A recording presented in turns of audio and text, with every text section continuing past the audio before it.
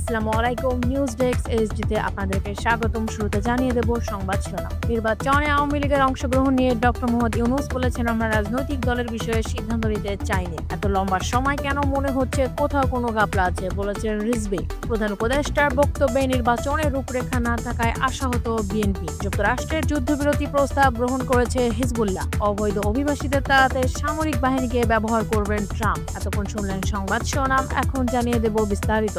আমাদের চ্যানেলের ভিডিও যদি আপনাদের ভালো লেগে থাকে অবশ্যই সাবস্ক্রাইব করবেন এবং নিত্য নতুন ভিডিও পাওয়ার জন্য বেল বাটন বাজিয়ে দিন। নির্বাচনে আওয়ামী লীগের অংশগ্রহণ নিয়ে ডক্টর ইউনূস বলেছেন, আমরা রাজনৈতিক দলের বিষয়ে সিদ্ধান্ত নিতে চাইনি। আওয়ামী লীগকে আগামী নির্বাচনে প্রতিদ্বন্দ্বিতার সুযোগ দেওয়া হবে কিনা সে প্রশ্নের জবাবে ডক্টর মোহাম্মদ ইউনূস বলেছেন, এটা ইতিমধ্যে ঘোষণা করা হয়েছে। আমরা রাজনৈতিক দলের বিষয়ে সিদ্ধান্ত নিতে চাই না। বিএনপি এটা করেছে, বলেছে সব রাজনৈতিক দল অবশ্যই নির্বাচনে প্রতিদ্বন্দ্বিতা করবে, সুতরাং তারা ইতিমধ্যে রায় দিয়ে দিয়েছে। আমরা দেশের একটি প্রধান দলের মতামতকে উপেক্ষা করব না। তবে তাহলে আওয়ামী লীগের নির্বাচনের প্রতিদ্বন্দ্বিতা নিয়ে আপনার কোনো আপত্তি নেই? এমন প্রশ্নে ডক্টর মোহাম্মদ ইউনূস বলেছেন, কোনো একটি দল বা আরেকটি দলকে বেছে নেওয়ার জন্য আমি রাজনৈতিক ব্যক্তি নই। আমি রাজনীতিবিদদের আকাঙ্ক্ষাকে বাস্তবে রূপ দিতে সহায়তা করছি। ডক্টর মোহাম্মদ ইউনূস আরো বলেছেন, মানুষকে বিচার করতে দিন। এই সরকার কি করেছে এবং অন্য সরকার কি করেছে তা তুলনা করে দেখুন। আমি বিতর্ক করতে যাচ্ছি না। আমরা সংবাদ মাধ্যমের স্বাধীনতা নিশ্চিত করেছি, এটা নিয়ে কোনো সন্দেহ নেই। অ্যাক্রিডিটেশন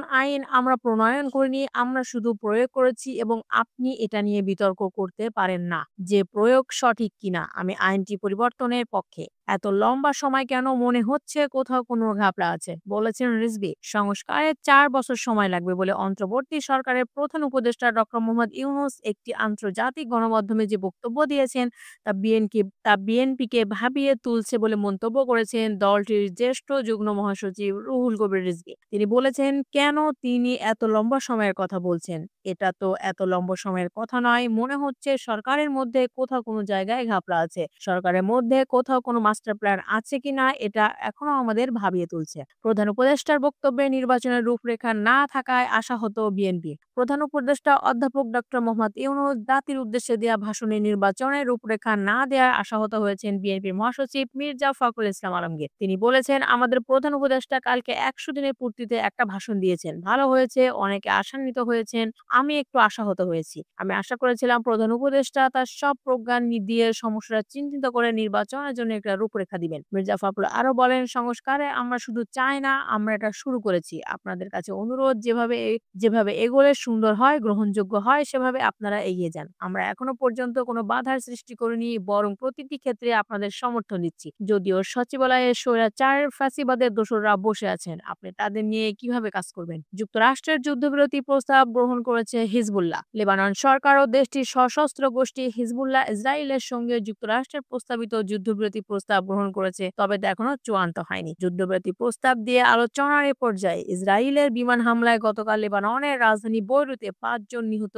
ও 31 জন আহত হয়েছেন। এ নিয়ে টানা দ্বিতীয় দিন বৈরুতে হামলা চালালো ইসরায়েল। হামলার পর মধ্য বৈরুতের জেলার নিকটবর্তী জুক্কাফ আল ব্লাত এলাকা থেকে ধোঁয়া উঠতে দেখা গেছে। লেবাননের স্বাস্থ্য মন্ত্রণালয়ের তথ্য মতে হামলার পর থেকে 2 জন নিখোঁজ রয়েছেন। এদিকে যুক্তরাষ্ট্রের প্রেসিডেন্টের বৈশ্বিক অবকাঠামো, জ্বালানি নিরাপত্তা বিষয়ক বিশেষ দূত আমোস দে হোসেস্টেইন যুদ্ধবিরতির চুক্তি নিয়ে আলোচনা করার জন্য শীঘ্রই বৈরুতে আসবেন বলে আশা করা হচ্ছে। ইসরায়েলের সঙ্গে লেবানন ও হিজবুল্লাহর যুদ্ধবিরতি চুক্তির আলাপের বিষয়ে অবগত এক কূটনৈতিক বলেছেন, চুক্তির বিস্তারিত এখনো চূড়ান্ত হয়নি, তবে এখনো পর্যন্ত যতটা হয়েছে তাতেও চূড়ান্ত চুক্তি হতে পারে। অবৈধ অভিবাসীদের তাদের সামরিক বাহিনীকে ব্যবহার করবেন ট্রাম্প। ক্ষমতায় বসার পর যুক্তরাষ্ট্র থেকে অবৈধ অভিবাসীদের বিতাড়িত করার পরিকল্পনা আগেই জানিয়েছিলেন দেশটির নবনির্বাচিত প্রেসিডেন্ট ডোনাল্ড ট্রাম্প। সোমবার আরেকটি পরিকল্পনার কথা নিশ্চিত করেছেন তিনি। সেটি হলো সীমান্ত নিরাপত্তা নিয়ে জাতীয় জরুরি পরিস্থিতি জারি করবেন আর অবৈধ অভিবাসীদের তাড়াতে সামরিক বাহিনীকে ব্যবহার করবেন তিনি। যুক্তরাষ্ট্রের বর্তমান প্রেসিডেন্ট জো বাইডেনের আমলে মেক্সিকো সীমান্ত পেরিয়ে